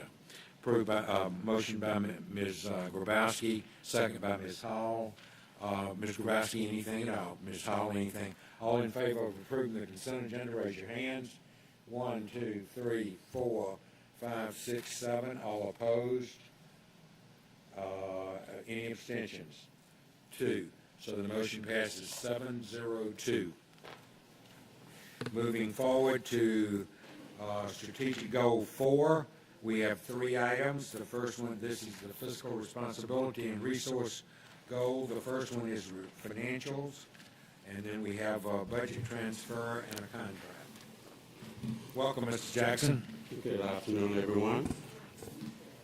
I won't be before you long. As you all know, we're still in the really the first true month of revenues for the 21-22 school year. As we look at the end of September, so we have 3 months of operating expenditures. As far as the revenues in the general fund, we collected about $19.2 million, which is just a little bit less than $21 million we collected last year. But other than that, the revenues are pretty much on target. The revenues vary from year to year, just depending upon taxpayers and how they pay their property taxes. So that will vary from year to year. Expenditures are pretty much on target. As we look at the other funds, we don't have any other concerns. But as you know, this time of the year, over the next couple of months, we've received a lot of new grants, new federal grants, so we're going to be bringing a few of them before you in the next couple of months. But at this time, we don't have any concerns about the other funds that we have before us in this report. Any questions of Dr. Hosking-Fran and Mr. Catchmore? Thank you, Mr. Jackson. And I apologize for not sending this question earlier. I'm looking at the salary line on page 9 for Title II that is expended at 372.2%. And then, and my question is that because we build some support there that's going to get moved from the CARES line, or because there's a line for salary support on page 10 under CARES 1 and 2 that's only at 19%. So I'm wondering did we build Title II and we're going to make a move somewhere? Actually, we will move the expenditures. The way the benefits show up, not only in the title programs, but all of the grants, they are billed every month. So during the months of July, August, and September, you show expenditures for benefits, even though you won't truly show as much in salary expenditures. But the salary expenditures will eventually catch up with the benefits, but there are some benefits that are in these particular grants that will get moved to the prior year, or they will get moved into the new grant once we adjust the budget. Okay, thank you. And then on page 25 under special programs, what is local other? It's the third line on 25 that is at 192%. What is local other? That one, I will probably have to do some research. Okay, that's fine. It normally refers to local revenue or special revenue that we have in the district. It could be building rentals, it could be tuition fees, but give me a chance to do some research on that one. We get an answer to you. Okay, thank you. Mr. Cashmore? Do we have any update on our ARA grants process for submitting? We are still awaiting approval for CARES 2 budget. We've been back and forth with the state. That should be any day now. We're actually in the process of collecting some additional survey information from the teacher Senate group who we met with last week. We gave them an additional week to get some information to us. We're going to review their information next week, get some additional ideas, then put together a recommendation to Cabinet and the Superintendent. But we're trying our best to get a budget together and hopefully get it to the state by the 1st of December, get the application to the state by the 1st of December. Giving us here's when we'll turn around and tell you yay or nay. The state, yes. That's when they're starting the process of going back and forth. We'll review all of the budget items to ensure that we can include them in the grant. As I told the professional Senate group the other day, unlike the city and the county, they have a little more flexibility than we have. Their applications or their funds are not reviewed by a state agency, so we have to submit our applications to the Department of Education to make sure that they're can be approved by the state, that they're within the guidance given by the federal government, along with, for instance, they ensure that we don't include items such like capital improvement items that could be in our facility applications. So those are the type of things that the state checks for. So once they go through all of that vetting, then they will get an answer to us. All right, thank you. Yes. Any other comments or questions? Dr. Buck, I would just like to compliment on you and the larger print that you have here now. But I must admit, when I started looking at this material on Saturday, yes, I didn't see the report, so I said, well, they'll send it in on Monday. So on Sunday, as I was going through it, and near the end I saw it. But anyway, I really like your print, and the graph is beautiful. I could follow it better, much better. Yes, as I mentioned in a previous meeting, we're still working on the reports in Munis. We're still trying to learn the system, but we realize there are some things that internally our staff is going to have to program to make it look pretty and user-friendly. Yes, ma'am. Any other comments, questions? Oh, Dr. Howard Hall. Is there a specific person that you all have contact with regarding the approval of the CARES Act? You know, with Title I, it was a contact person specifically that we could call to get yes, there's a state liaison that all of the school districts go through. And right now I just can't think of her name, but there's a state person that receives the application and makes sure that we're in accordance with all of the federal guidelines. Similar to Title I and Special Ed, you are correct. Okay. Any other comments? Thank you, Mr. Jackson. Are you reading the budget transfer item also? Yes, sir. I think we have two of them. Right. Budget transfer for East Plus is the first one. The Division of Operations requests the board to approve a transfer of funds for East Plus 3, New Hampstead K-8 school project. The transfer is needed to provide additional funding to accelerate the work and cover costs of construction, staffing, consultants, and technology as required for completion. You see the transfer in the agenda item before you. Thus, be it resolved upon the recommendation of the superintendent that the board approve the transfer of East Plus 3, New Hampstead K-8 school funds for the acceleration and completion cost of the project. Mr. Johnson, are you making a motion? Mr. Johnson moved, Constance Brown seconds. Mr. Johnson, questions? One question, I'm sorry I did not ask this prior to it, just came up. It just popped in my head, I guess. Do we know how much more money besides this $1 million that we're probably going to have to put towards the New Hampshire K-8? Okay, thank you. Dr. Constance Brown, any other questions from board members?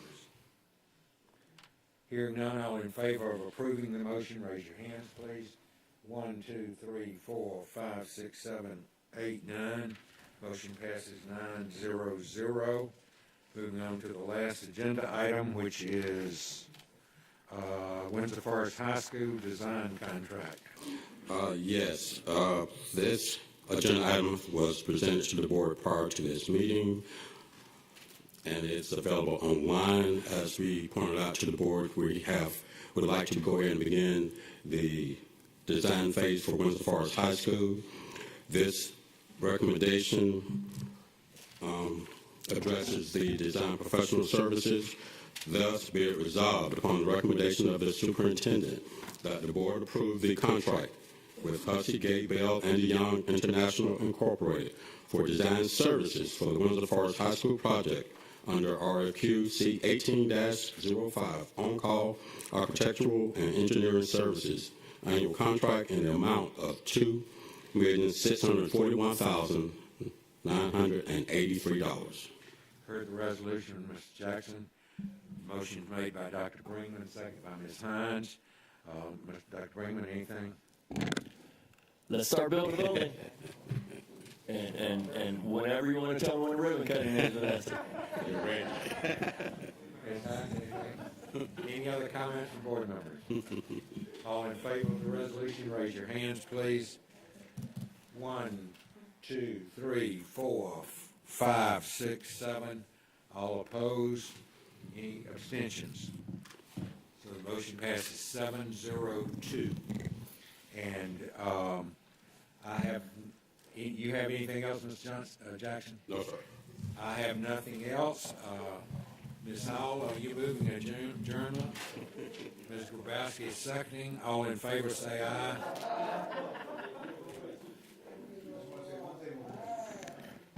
Go Braves. Go Braves.